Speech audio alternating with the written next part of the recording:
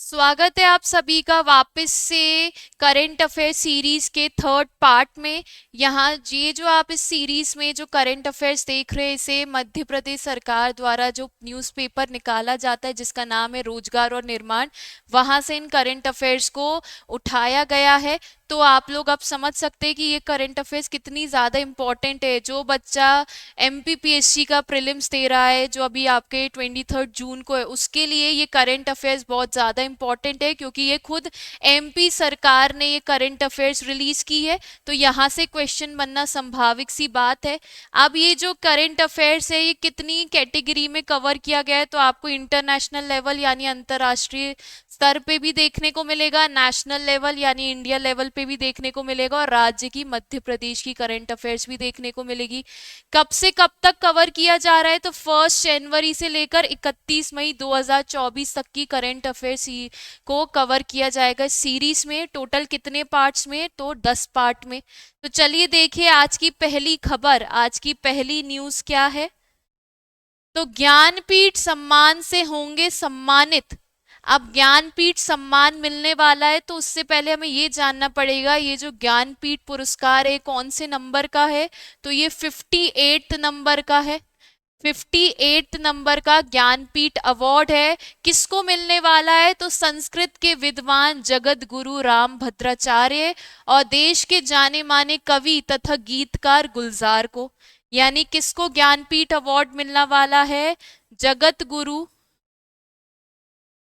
जगत गुरु राम भद्राचार्य, राम भद्राचार्य और गुलजार को, गुलजार को। जो जगत गुरु राम भद्राचार्य है ये संस्कृत के बहुत बड़े स्कॉलर है, विद्वान है, और जो गुलजार है ये उर्दू भाषा के बहुत बड़े कवि हैं, पोएट हैं।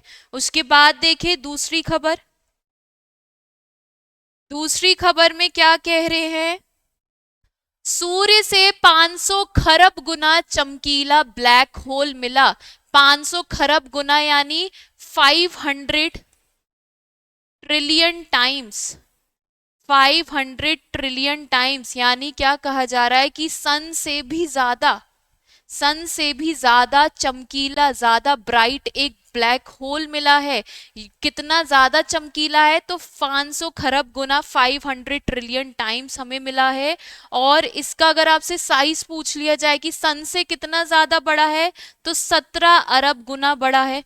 सन से कितना ज्यादा बड़ा है, कितना ज्यादा बिग है, तो 17 ट्रिलियन टाइम्स।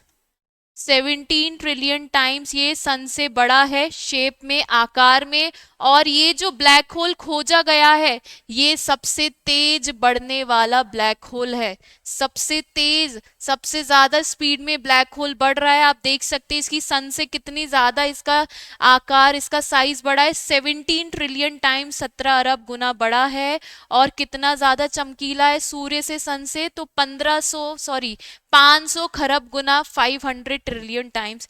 अब ये जो आपका ब्लैक होल है इसका नाम क्या है, इस ब्लैक होल का नाम क्या रखा गया है, तो J05294351।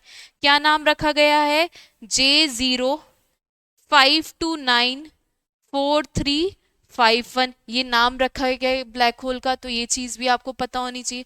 उसके बाद तीसरी खबर, तीसरी न्यूज देखें। अमेरिका में चुनाव लड़ने वाले पहले भारतीय, यानी पहले इंडियन, पहले भारतीय जो कि अमेरिका में इलेक्शन लड़ रहे हैं, उनका नाम क्या है, अश्विन रामास्वामी।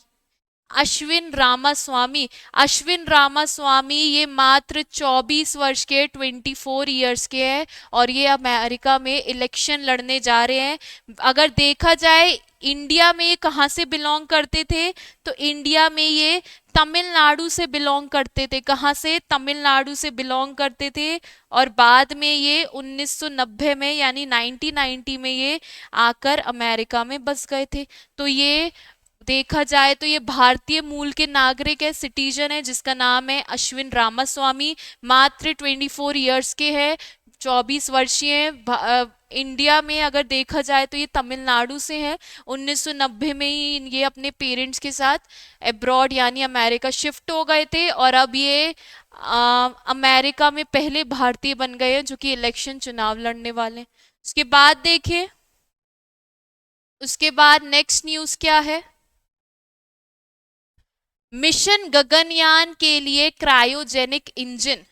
मिशन गगनयान के लिए क्रायोजेनिक इंजन, तो इसरो यानी इंडियन स्पेस रिसर्च ऑर्गेनाइजेशन, भारतीय अंतरिक्ष अनुसंधान संगठन ने अपने महत्वाकांक्षी अंतरिक्ष मिशन यानी जो इसरो का सबसे इंपॉर्टेंट जो स्पेस मिशन है जिसका नाम क्या है, गगनयान। इस स्पेस मिशन का नाम क्या है, इस स्पेस मिशन का नाम है गगनयान। तो गगनयान की ओर एक बड़ा कदम रखा है और गगनयान के लिए ये जो क्रायोजेनिक इंजन तैयार किया गया वो है CE-20 क्रायोजेनिक इंजन।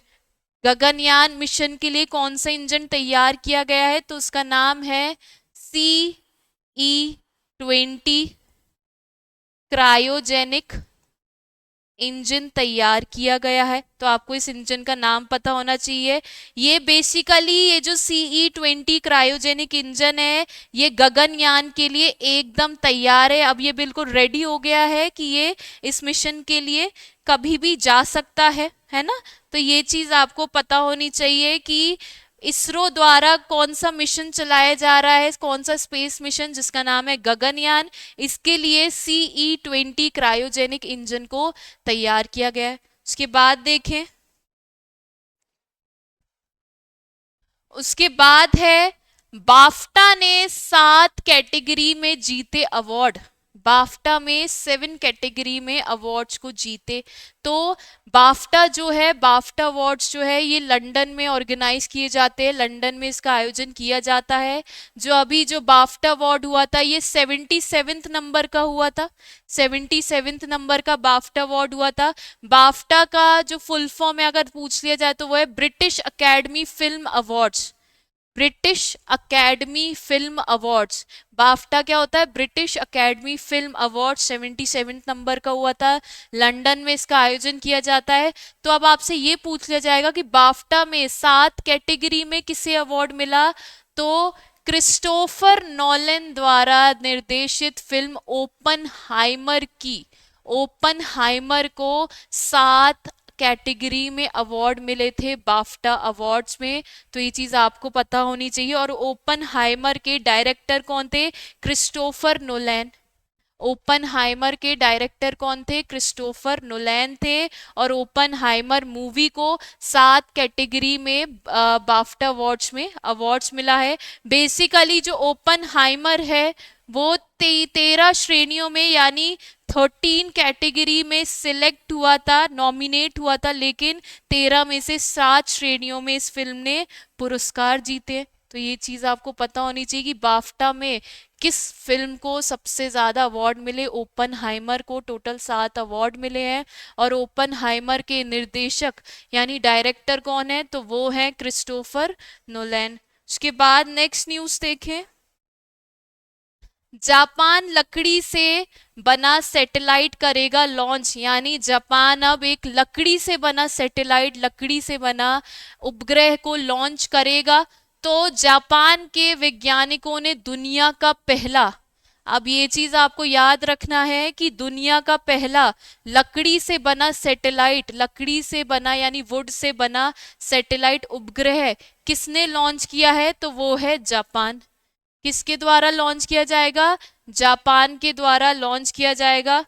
उसके बाद ये देखिए, अब ये जो सैटेलाइट है, ये जो आपकी जो लकड़ी की सैटेलाइट है, लिग्नोसेट प्रोब नाम दिया गया है इस सैटेलाइट को। क्या नाम दिया गया है, लिग्नोसेट,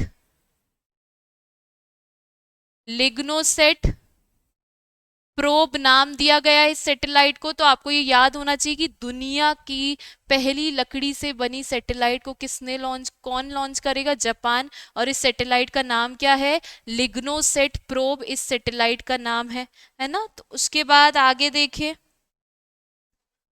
नेक्स्ट न्यूज, नेक्स्ट खबर है, दादा साहेब फाल्के पुरस्कार से होंगे सम्मानित अब दादा साहेब फाल्के अवार्ड किसको मिलेगा? तो जो बहुत ज्यादा फेमस एक्टर है जिनका नाम है शाहरुख खान, शाहरुख खान को मूवी जवान के लिए Dada Saheb Phalke international film festival award दिए जाने की घोषणा की गई है। शाहरुख खान को बेसिकली जो सर्वश्रेष्ठ एक्टर यानी बेस्ट एक्टर का अवार्ड मिलेगा, जो और इस मूवी की जो हीरोइन थी जिनका नाम है नयनतारा, उन्हें सर्वश्रेष्ठ अभिनेत्री का पुरस्कार मिलेगा यानी अवार्ड मिलेगा।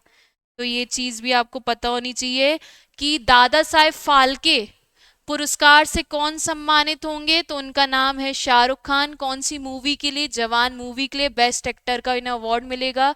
और बेस्ट एक्ट्रेस का अवार्ड किसे मिलेगा? नयनतारा, वो भी जवान मूवी की ही एक्ट्रेस थी। उसके बाद देखें, उसके बाद नेक्स्ट है 8 वर्ष की आयु में शतरंज ग्रैंड मास्टर को हराया। मात्र 8 साल की उम्र में शतरंज grand master, chess grand master को हराया। किसने हराया? उनका नाम क्या है? तो उनका नाम है अश्वथ कौशिक। नाम क्या है? अश्वथ कौशिक। तो अश्वथ कौशिक जो कि सिर्फ 8 वर्ष के, आप यहाँ पर फोटो भी देख सकते हैं, है ना, सिर्फ 8 वर्ष के, 8 इयर्स के हैं, जिन्होंने शतरंज ग्रैंड मास्टर यानी चेस ग्रैंड मास्टर को हराया है। कहाँ पर? तो सिंगापुर में। ये बेसिकली सिंगापुर में रहते हैं और शतरंज का टूर्नामेंट हुआ था जिसमें इन्होंने 37 इयर्स के 37 इयर्स के ग्रैंड मास्टर जिसका नाम है जासिक स्टोपा को इन्होंने हरा दिया। ये चेस ग्रैंड मास्टर है, क्या नाम है? जासिक स्टोपा। इनको किसने हरा दिया? अश्वथ कौशिक ने। किस में? चेस में। उसके बाद देखें,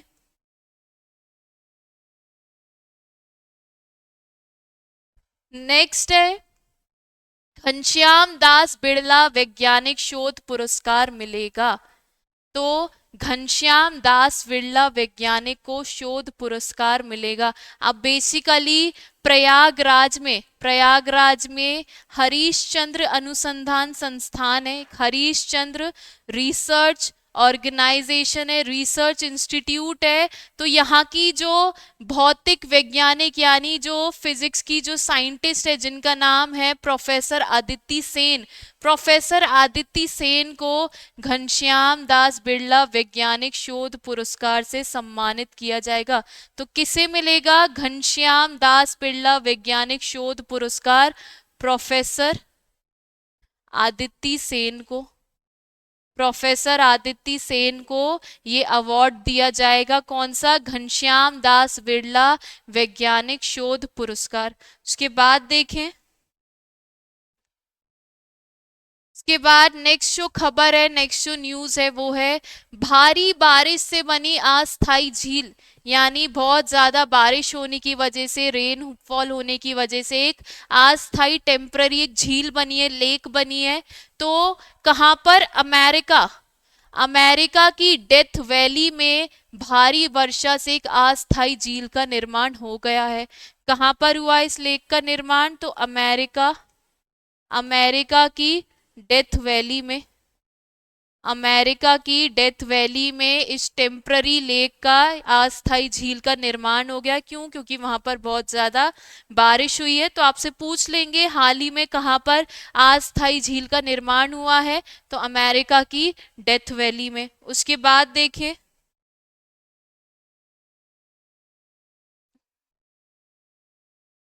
शीर्ष 10 अमीरों में हुए शामिल। अब दुनिया के 10 रिचेस्ट पर्सन में 10 अमीर व्यक्तियों में कौन शामिल हुए हैं? तो वो हैं भारतीय उद्योगपति यानी इंडियन इंडस्ट्रियलिस्ट और रिलायंस इंडस्ट्री के चेयरमैन मुकेश अंबानी। मुकेश अंबानी 10, पूरी दुनिया के 10 यानी 10 रिचेस्ट पर्सन में शामिल हो गए हैं। ये जो सूची थी, ये जो सूची बेसिकली पत्रिका फोर्ब्स, जो आपकी फोर्ब्स मैगजीन आती है, उसमें लिस्ट निकाली गई थी टोटल दुनिया के 10 रिचेस्ट पर्सन की, जिसमें से एक मुकेश अंबानी है। और इस लिस्ट का नाम क्या है? तो इस लिस्ट का नाम है रियल टाइम बिलेनियर्स, इस लिस्ट का नाम क्या है? Real time billionaires. Real time billionaires इस लिस्ट का नाम है। ये लिस्ट जो फोर्ब्स मैगजीन है उसमें रिलीज की गई थी, जिसमें भारत के जो उद्योगपति इंडस्ट्रियलिस्ट है वो है मुकेश अंबानी। उसके बाद देखें, उसके बाद नेक्स्ट जो न्यूज है, खबर है, वो है प्रसिद्ध रेडियो उद्घोषक आमीन सयानी का निधन हो गया। आमीन सयानी ये रेडियो की दुनिया की आवाज कहे जाने वाले रेडियो उद्घोषक थे। क्या नाम है? आमीन सयानी। तो आपसे ये पूछ लेंगे, आमीन सयानी इनका संबंध किस फील्ड से, किस क्षेत्र से? तो ये रेडियो की रेडियो की दुनिया की जानी मानी आवाज कहा जाता है इनको। इन्होंने 1952 से 1994 के बीच लोकप्रिय रेडियो कार्यक्रम गीतमाला के होस्ट भी रहे हैं। कब से कब तक? 1952 से 1994 तक ये लोकप्रिय रेडियो कार्यक्रम जिसका नाम है, रेडियो प्रोग्राम जिसका नाम है गीतमाला के होस्ट भी रहे हैं। क्या नाम है? आमीन सयानी। उसके बाद देखें, उसके बाद नेक्स्ट है अभिनेता ऋतुराज सिंह का कार्डियक अरेस्ट से निधन हुआ। ऋतुराज सिंह बेसिकली ये एक्टर है, टीवी इंडस्ट्रीज के जाने माने एक्टर है जिनका नाम है ऋतुराज सिंह। तो इनका कार्डियक अरेस्ट की वजह से इनका निधन हो गया, मात्र 59 वर्ष की उम्र में ही। तो आपसे पूछ लिया जाएगा कि ऋतुराज सिंह का संबंध कौन से क्षेत्र से, कौन से फील्ड से? क्या एक पॉलिटिशियन है, या एक्टर है, या फिर एक पेंटर है? तो कौन है ये? एक्टर है। उसके बाद देखें,